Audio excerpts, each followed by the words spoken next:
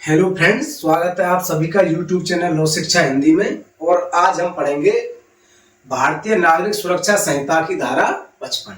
धारा 55 के अंतर्गत है, जब कोई पुलिस अधिकारी किसी व्यक्ति को बिना वारंट गिरफ्तार करने के लिए अपने अधीनस्थ को नियुक्त करता है तब क्या प्रक्रिया है। ये है धारा 55 के अंतर्गत। मान लो क्षेत्राधिकारी महोदय किसी अभियोग की विवेचना कर रहे हैं और विवेचना के दौरान उनको किसी अभियुक्त की गिरफ्तारी करनी है, तो वो क्या करेंगे, अपने अधीनस्थ किसी सब इंस्पेक्टर को नियुक्त कर देंगे और एक लिखित में आदेश दे देंगे कि फलाने व्यक्ति को इस अपराध में गिरफ्तार किया जाना है। तब वो सब इंस्पेक्टर उस आदेश को लेकर के और उस व्यक्ति को अरेस्ट करेगा और उसकी अपेक्षा करने पे जो जिसकी गिरफ्तारी की जानी है वो कहता है कि मुझे आदेश दिखाइए, तो उसे आदेश भी दिखा देगा। परंतु वो व्यक्ति अगर उस पुलिस अधिकारी के समक्ष अन्य कोई संज्ञेय अपराध कारित करता है तो वो उसको अरेस्ट कर सकता है। जो धारा 35 बिना वारंट गिरफ्तारी में उपबंध है उन पे कोई प्रभाव ये आदेश नहीं डालेगा। तो इसमें आदेश कौन कौन अधिकारी दे सकते हैं? एक तो थाने के भार साधक अधिकारी अपने अधीनस्थ को किसी को नियुक्त कर सकते हैं, एसएचओ या एसओ। इसके अलावा उनसे ऊपर के जितने भी अधिकारी हैं वो किसी भी व्यक्ति को अरेस्ट करने के लिए पुलिस अधिकारी को अपने अधीनस्थ को आदेश दे सकते हैं। किसी भी व्यक्ति से मतलब ये हो गया कि जिसको बिना वारंट गिरफ्तार करने के लिए वो अधिकृत हैं उसको गिरफ्तार करने के लिए आदेश दे सकते हैं। तो समझते हैं धारा 55।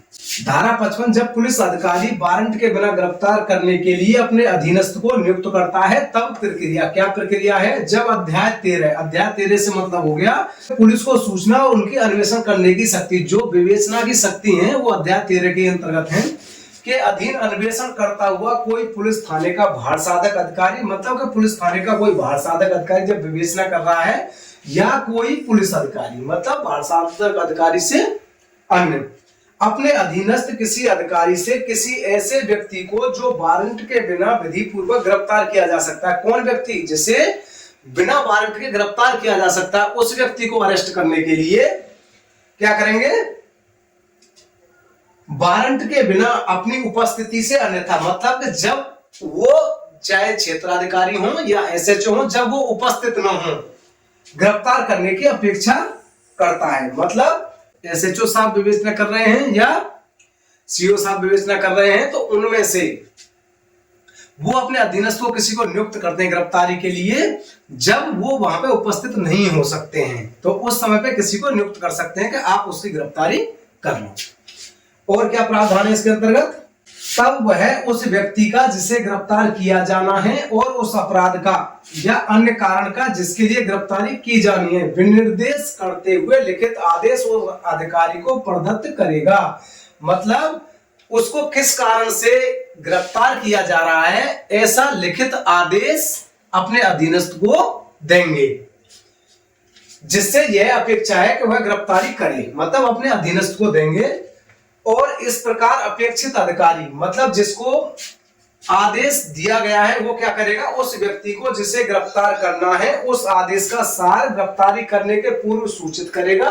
उसको वो बताएगा कि आपको इस कारण से अरेस्ट किया जा रहा है, और अपेक्षा करने पर यदि व्यक्ति अपेक्षा करे तो वह आदेश दिखा देगा। अपेक्षा करने पर उस आदेश को भी दिखा देगा कि मेरे पास में उन अधिकारी का आदेश है और आपको अरेस्ट इस कारण से किया जा रहा है। इसका सेकंड क्लॉज क्या कहता है? उपधारा 1 की कोई बात किसी पुलिस अधिकारी की धारा 35 के अधीन किसी व्यक्ति को गिरफ्तार करने की शक्ति पर प्रभाव नहीं डालेगी। मतलब धारा 35 के अंतर्गत था बिना वारंट गिरफ्तार करने की पुलिस अधिकारी शक्ति थी। क्या पुलिस वारंट के बिना कब गिरफ्तार कर सकेगी? तो उस पर इस बात का कोई प्रभाव, उपधारा 1 उस बात का कोई प्रभाव नहीं डालेगी। तो ये थी हमारी धारा 55। और आपको धारा 55 समझ में आई हो, वीडियो पसंद आया हो तो चैनल को लाइक करें, सब्सक्राइब करें। Thank you.